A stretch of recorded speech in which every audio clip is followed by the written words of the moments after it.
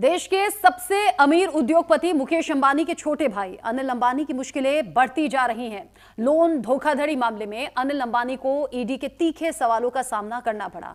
आरोप है कि अनिल अंबानी की कंपनी ने बैंकों से हजारों करोड़ रुपए का लोन लिया, लेकिन उस पैसे का सही इस्तेमाल नहीं किया। यानी जिस मकसद से ये लोन लिया गया था उसका इस्तेमाल वहां न करके कई शेल कंपनीज के जरिए उस पैसे को घुमाया गया। इसके अलावा कई फर्जी दस्तावेजों और बैंक गारंटी का भी इस्तेमाल हुआ है।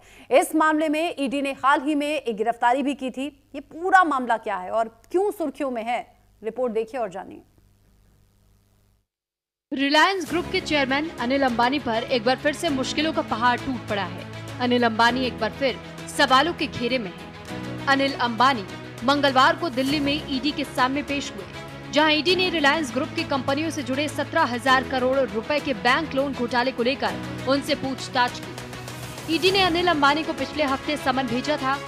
ईडी इस मामले में मनी लॉन्ड्रिंग की जांच कर रही है, जिसे लेकर अनिल अंबानी से पूछताछ की गई है। इस दौरान ईडी ने अनिल अंबानी से कई तीखे सवाल पूछे। ईडी ने पूछा, क्या लोन शेल कंपनियों को भेजे गए थे? क्या पैसा राजनीतिक दलों को दिया गया?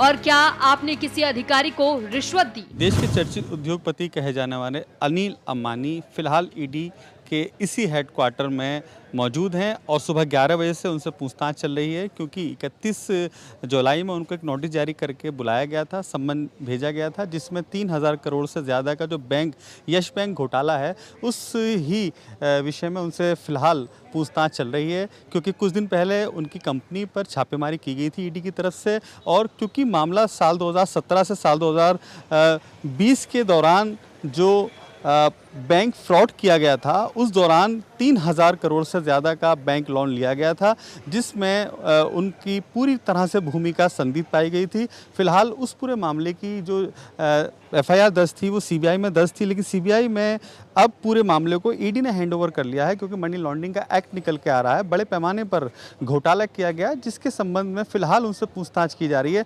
घंटों से पूछताछ फिलहाल जारी है और ये भी माना जा रहा है कि कई महत्वपूर्ण ऐसे सवाल हैं जो ईडी के अधिकारियों ने तैयार किए हैं, जिसको लेकर के फिलहाल उनसे पूछताछ जारी है। ईडी ने अंबानी के खिलाफ लुकआउट सर्कुलर भी जारी किया, जिससे उन्हें देश छोड़ने से रोका जा सके। अब ये पूरा मामला क्या है वो समझ लीजिए। दरअसल ये मामला अनिल अंबानी के रिलायंस समूह की कई कंपनियों से जुड़ा है, जिनमें रिलायंस इंफ्रास्ट्रक्चर और रिलायंस कम्युनिकेशंस शामिल है। जांच का एक हिस्सा 2017 और 2019 के बीच यस बैंक द्वारा दिए गए करीब 3,000 करोड़ रुपए के लोन के दुरुपयोग से संबंधित है। दूसरा हिस्सा रिलायंस कम्युनिकेशन से जुड़े 14,000 करोड़ रुपए से ज्यादा के एक बहुत बड़े घोटाले से जुड़ा है। इसी मामले में ईडी ने 24 जुलाई को दिल्ली और मुंबई में 3 दिनों तक 35 ठिकानों पर छापेमारी की थी, जो 50 कंपनियों और 25 लोगों से जुड़े थे। अनिल अंबानी की कंपनी के कई अधिकारियों के यहाँ भी ईडी ने छापे मारे थे और 25 से ज्यादा लोगों से पूछताछ की थी। इस कार्रवाई के बाद अनिल अंबानी की कंपनियों के शेयर बुरी तरह टूट गए और रिलायंस इंफ्रा से लेकर रिलायंस पावर तक के शेयरों में लोअर सर्किट लग गया। इस मामले में ईडी एक गिरफ्तारी भी कर चुकी है। ईडी ने Biswal trade link private limited के मैनेजिंग डायरेक्टर पार्थ सारथी बिस्वाल को 1 अगस्त को पीएमएलए के तहत 68.2 करोड़ रुपए के फर्जी बैंक गारंटी जमा करने के आरोप में गिरफ्तार किया था। उन्होंने बताया कि ये बैंक गारंटी रिलायंस पावर की ओर से दी गई थी। सिर्फ ईडी ही नहीं, स्टेट बैंक ऑफ इंडिया भी अनिल अंबानी की कंपनी रिलायंस कम्युनिकेशंस और खुद अनिल अंबानी को लेकर गंभीर आरोप लगा चुके हैं। एसबीआई ने हाल ही में दोनों को फ्रॉड घोषित किया। इस महीने की शुरुआत में अनिल अंबानी की कंपनी रिलायंस कम्युनिकेशंस के लोन अकाउंट को एसबीआई से बड़ा झटका मिला।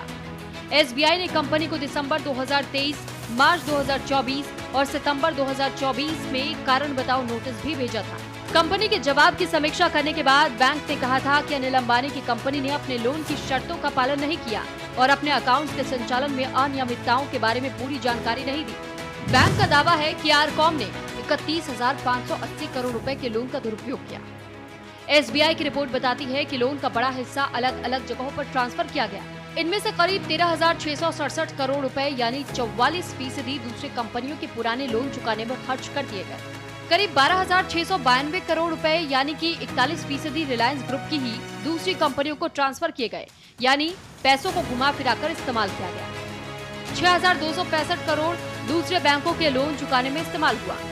वहीं 5,501 करोड़ रुपए के पेमेंट पर भी सवाल उठाए जा रहे हैं। इसके अलावा देना बैंक से लिए गए 250 करोड़ रुपए का इस्तेमाल गलत तरीके से किया गया। कहा जा रहा है कि रकम को इंटरकॉर्पोरेट डिपॉजिट यानी कि आईसीडी के रूप में दूसरी कंपनी को ट्रांसफर किया गया और बाद में कहा गया कि इसका इस्तेमाल विदेशी कर्ज चुकाने में हुआ। एसबीआई ने इस पूरे मामले को लेकर सीबीआई में शिकायत दर्ज कराने की तैयारी शुरू कर दी है। यही नहीं, national company law tribunal Mumbai में अनिल अंबानी के खिलाफ व्यक्तिगत दिवालियापन ने प्रक्रिया भी चला रही है, जिससे मामला और गंभीर हो गया है। न्यूज इंडिया के लिए सोनू झा की रिपोर्ट।